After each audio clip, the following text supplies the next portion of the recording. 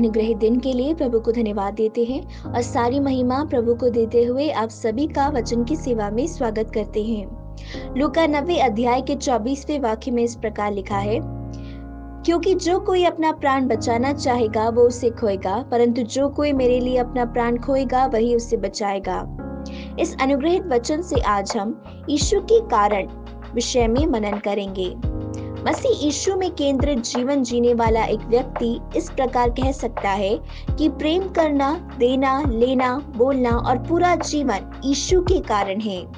For the sake of Christ, यीशु के कारण मैं जी रहा हूँ कहना बहुत आसान है, लेकिन उसके लिए हमें एक मूल्य चुकाना पड़ेगा। हमें ये याद रखना है, मसीह के कारण और मसीह के लिए खड़े होने वाले लोगों को शायद अपने प्राण को भी देना पड़ सकता है। मैंने एक बहन की गवाही इस प्रकार सुनी है।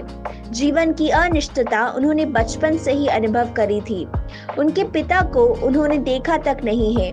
उन्हें बड़ा करने वाले, देखभाल करने वाले उनके ग्रैंड पेरेंट्स, एक रात उनकी मृत्यु हो गई।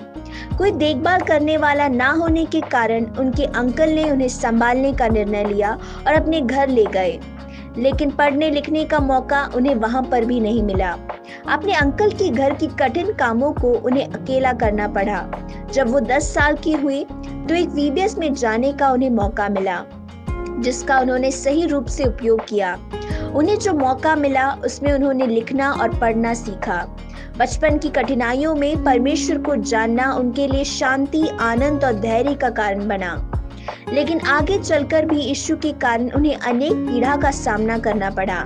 यीशु को उद्धारकर्ता स्वीकारने के कारण उस घर से उन्हें निकाल दिया गया, ये कहकर कि तूने दूसरे परमेश्वर की आराधना करी और इसलिए अब हमारे बेटे को अच्छा रिश्ता नहीं मिलेगा।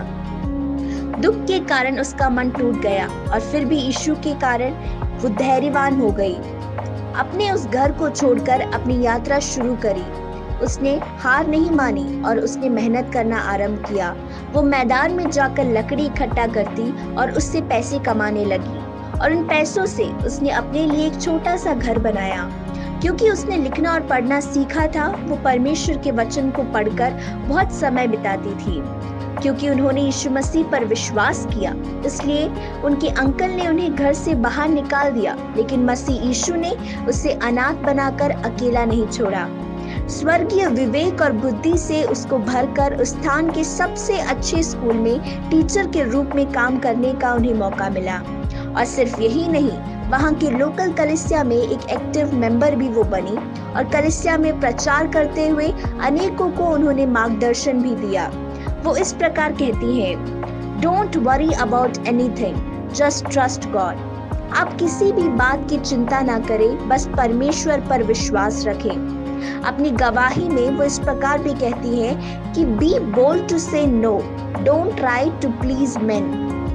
ना कहने का साहस करें, लोगों को खुश करने की कोशिश ना करें। God has given us hands and legs. We can achieve anything and everything. परमेश्वर ने हमें हाथ और पैर भी दिए हैं। हम इस संसार में कुछ भी और सब कुछ हासिल कर सकते हैं। मसीह यीशु के कारण इस संसार में उन्हें अनेक पीड़ाओं का सामना करना पड़ा, लेकिन फिर भी परमेश्वर के राज्य के लिए धैर्य के साथ खड़े होने वाली ये बहन हम सब के लिए एक प्रेरणा बनने पाए। जब अपने बचपन में वो VBS में जाकर परमेश्वर के बारे में जानती है, वो मसीह यीशु को छुपा कर रखने वाली नहीं थी। जब वो मैदान में लकड़ियां इकट्ठा करती थी, जब कुएं से पानी निकाला करती थी, जब अपने दोस्तों से मिलती, हर समय वो सुसमाचार का प्रचार करती थी। वो अपने शॉल को नीचे बिछाकर उसमें अपने घुटने टेक कर खुले आसमान के नीचे बैठकर उससे बहुत अधिक प्रेम करने वाले परमेश्वर से वो प्रार्थना किया करती थी। उस छोटी सी आरंभ के कारण परमेश्वर ने उन्हें ऊंचाइयों की ओर लेकर गए। मुझे सुनने वाले प्रियों, आज सुबह यीशु मसीह के कारण हमें जो छोड़ना है, हम उसे छोड़ने पाए। चाहे कोई भी हमें छोड़ दे, सिर्फ मसीह यीशु को हम पकड़े रहें। वो मसीह यीशु हमें एक उज्जवल भविष्य की ओर हाथ पकड़कर चलाने के लिए सामर्थ्य है। अपने प्राण को भी हम तुच्छ जानकर वो मसीह यीशु के लिए गवाही बनने पाए। परमेश्वर हमारी सहायता करे। आइए हम एक साथ प्रार्थना करें।